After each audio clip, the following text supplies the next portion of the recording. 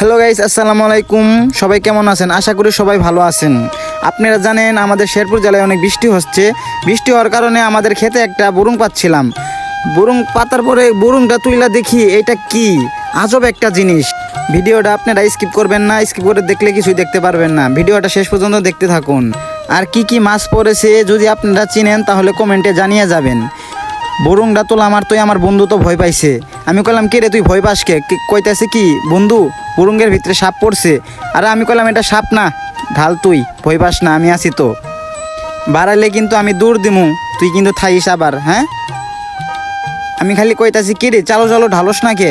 ঢাল ঢাল, আস্তে আস্তে ঢালিস কিন্তু। দেখি এটা কি। ওরে মা, এটা কি জিনিস?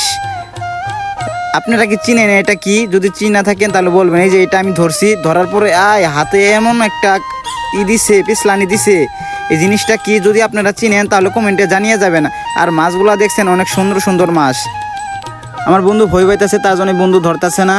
আমি এইটা ধরলাম। এটা মনে হয়তো কুচ্ছা, না কুচ্ছা বলে এটারে। আপনারা কি বলেন কমেন্টে জানিয়ে যান। আমি আবার ভয় পাই না তো, তার জন্য এটা ধরছি। দেখতে কেমন দেখা যায় দেখছেন? আমি কইলাম তুই কুচ্ছা মাছটা ধর। ওই কইতাছে কি না আমি ভয় পাইতাছি, তুই ধর। ভিডিওটা এই পর্যন্তই শেষ। কেমন হয়েছে আপনারা সবাই বলে যাবেন। ভালো হলে বলবেন, আরও ভালো ভালো ভিডিও পাবেন। ধন্যবাদ।